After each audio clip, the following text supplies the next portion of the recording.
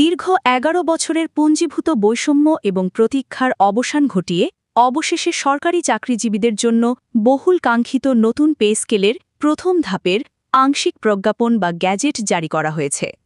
প্রিয় সরকারি চাকরিজীবী ভাই ও বোনেরা, আজকের সকালের আপডেট নিউজে আপনাদের স্বাগতম।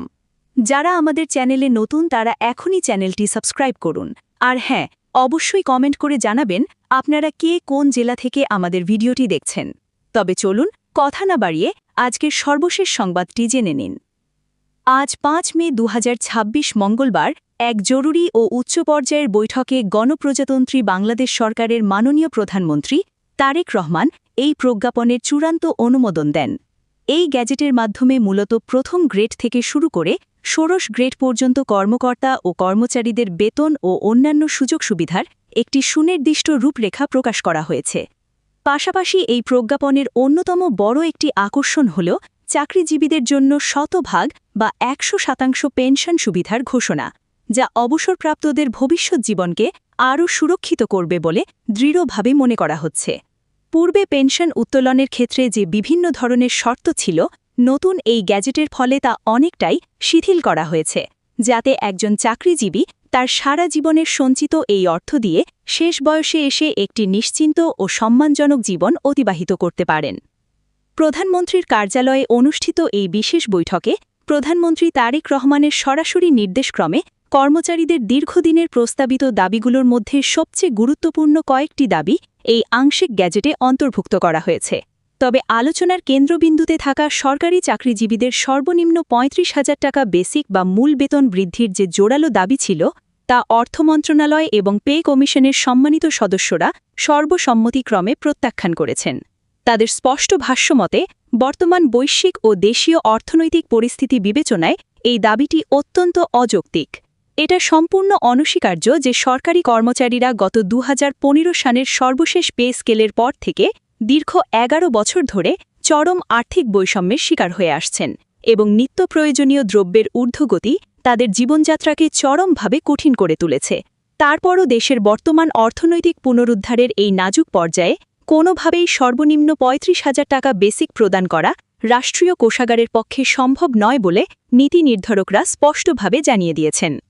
একই সঙ্গে আজকের এই অত্যন্ত গুরুত্বপূর্ণ বৈঠকে প্রধানমন্ত্রী তারেক রহমান সরকারি কর্মচারীদের বিভিন্ন ধরনের সুযোগ সুবিধার বিষয়গুলো অত্যন্ত সুনির্দিষ্টভাবে উল্লেখ করেছেন।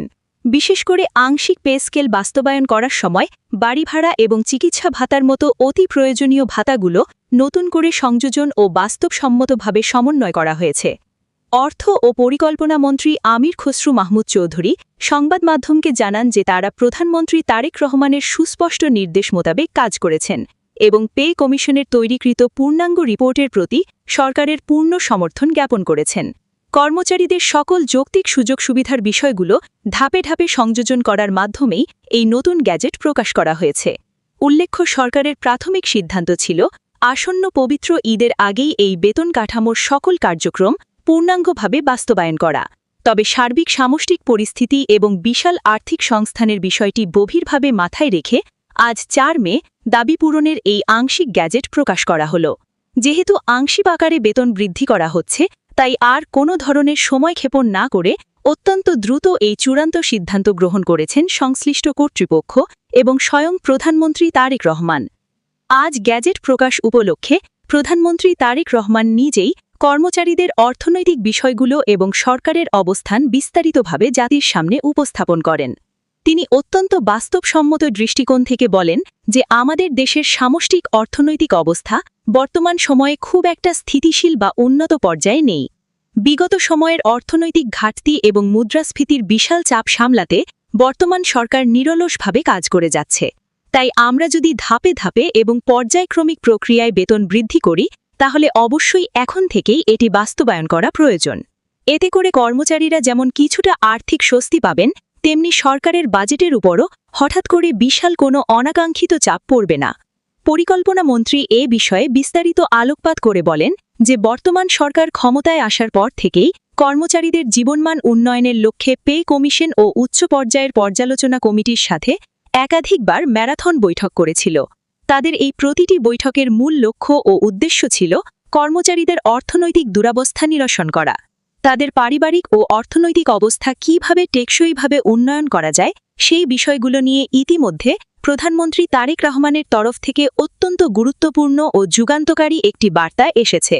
প্রধানমন্ত্রী তার বক্তব্যে স্পষ্ট করে বলেছেন যে যদিও সরকার ধাপে ধাপে বেতন বৃদ্ধি করার লক্ষ্যে আজ এই আংশিক গ্যাজেট প্রকাশ করেছে, তবে কর্মচারীদের এককালীন একটি বিশেষ ভাতা প্রদান করার মাধ্যমে তাদের অর্থনৈতিক অবস্থানকে পুরোপুরি স্বাবলম্বী করার একটি কার্যকর পরিকল্পনা সরকারের সক্রিয় বিবেচনায় রয়েছে। যেহেতু কর্মচারীরা দীর্ঘ 11টি বছর ধরে আর্থিক বৈষম্যের শিকার হয়েছেন, তাই তাদের এই পুঞ্জীভূত